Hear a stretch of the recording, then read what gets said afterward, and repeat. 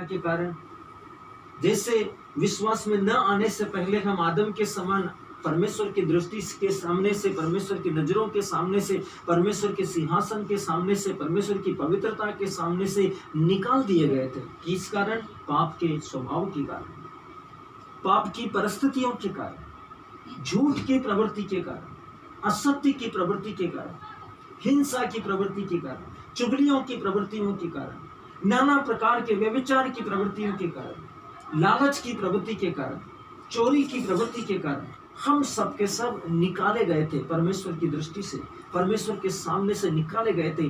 जैसा वो ईसाया नबी का ग्रंथ अध्याय 59 वचन संख्या 1 और 2 में कहा गया है, क्या मेरा हाथ छोटा है जो तुम्हें बचा नहीं सकता है? क्या मेरा कान बहरा है जो तुम्हारी सुन नहीं सकता है? किंतु तुम्हारे अधर्म के कामों के कारण, किन कामों के कारण? अधर्म के कामों के कारण हम निकाले गए हैं, परमेश्वर की दृष्टि से ओझल किए गए हैं, परमेश्वर की दृष्टि से हम अलग किए गए हैं। तुम्हारा प्रभु ईश्वर तुमसे विमुख है तुम्हारे अधर्म के कामों के कारण। हमारे पाप के कारण हम परमेश्वर से अलग किए गए हैं, परमेश्वर से हमको अलग किया गया है, परमेश्वर की पवित्रता से हम निकाल दिए गए हैं। अपने बुरे कामों के कारण,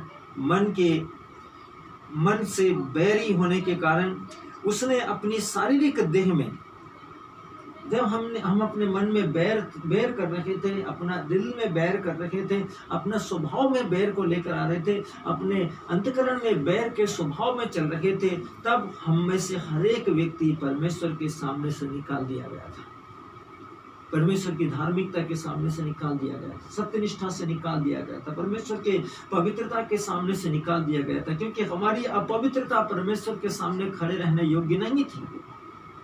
हमारी अपवित्रता परमेश्वर के सामने खड़े रहने योग्य नहीं थी, इसलिए हम निकाल दिए गए थे।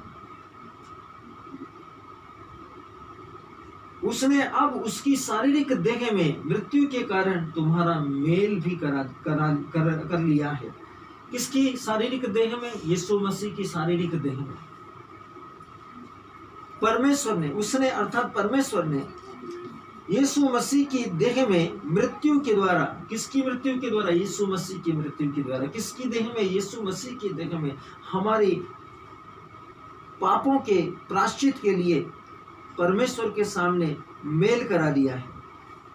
प्रभु यीशु मसीह ने जब क्रूस पर अपनी देह को अर्पण किया, जब क्रूस पर अपनी देह को बलिदान किया, जब उसने क्रूस पर अपनी देह को, अपने शरीर को बलिदान किया और उसने उस क्रूस के ऊपर उस मृत्यु को ग्रहण किया, जो मृत्यु हमारी थी, जो दंड यीशु मसीह ने क्रूस पर सहा, जो दंड हमारा था, जो पापों का भयानक परिणाम हमारा था, उसने यीशु मसीह के द्वारा क्रूस की मृत्यु पर उसे उसकी देह पर लेकर उसके द्वारा हमारा मेल कराया है, ताकि हम में से हर एक व्यक्ति, ताकि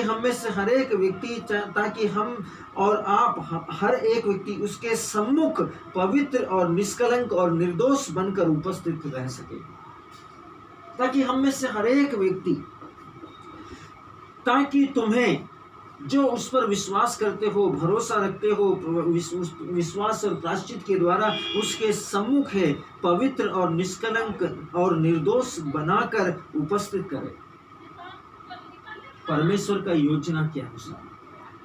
यीशु मसीह की देह में उसकी मृत्यु के द्वारा परमेश्वर ने यीशु मसीह के द्वारा आपको और मुझको, हम सबको उसके सम्मुख लेकर आया है, ताकि हम निष्कलंक निर्दोष बनकर उपस्थित हो सके इस परमेश्वर के सामने।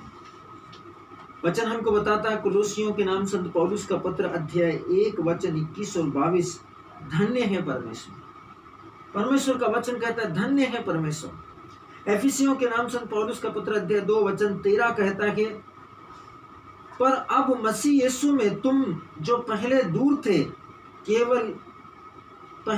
थे, मसीह के लहू के द्वारा निकट हो गए हो। जो हम पहले दूर थे, निकाले गए थे, अलग किए गए थे, पाप के कारण हम परमेश्वर की धार्मिकता से अलग थे, परमेश्वर की महिमा से वंचित थे। अब यीशु मसीह के द्वारा, यीशु मसीह के लहू के द्वारा हम जो पहले अलग किए हुए थे, पहले दूर थे, अब उसके लहू के द्वारा निकट हो गए हैं। परमेश्वर की महिमा के निकट है, उसके अनुग्रह के निकट है, उसके सम्मुख है। उसके प्रतिस्थापन के कार्य के कारण आप निर्दोष ठहराए गए हैं। किस काम के कारण? प्रतिस्पर्धा के काम के कारण, प्रतिस्थापन के काम के कारण, प्रतिस्थापन के कारण, फिर से पुनः स्थापन के द्वारा उसने हमको उस जगह पर लेकर आया कि जिस जगह से हम निकाल दिए गए थे, हमको निर्दोष ठहराया है। और परमेश्वर का वचन कहता है कि आप निर्दोष ठहराए गए हैं प्रभु यीशु मसीह के लहू के द्वारा।